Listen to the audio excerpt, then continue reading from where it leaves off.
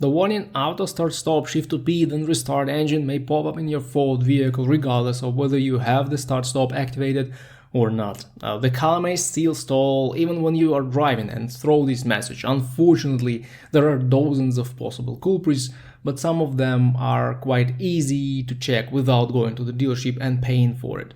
So let's start with them. First of all, the low battery may cause this. You may read on forums that if the battery is low, the start-stop feature is deactivated automatically and so it's impossible for you to see such a warning. But no, it's not true.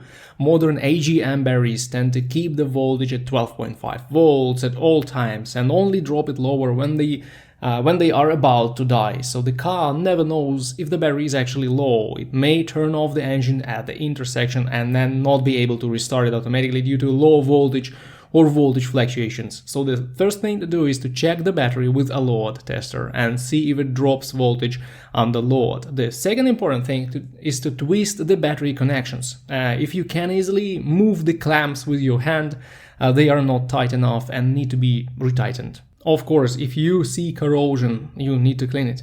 Also, track down the battery ground by following the cable from the negative battery terminal. At the other end of this cable is connected to a metal body part.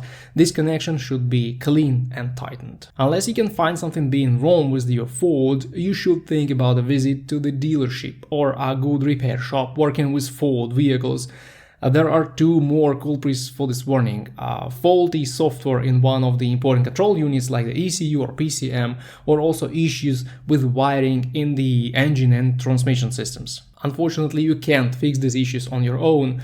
What's more, it may take several days for a professional car electrician to track down the faulty wire or connection. So this may be a major repair, but I hope you can solve the problem by replacing the battery or retightening the clamps.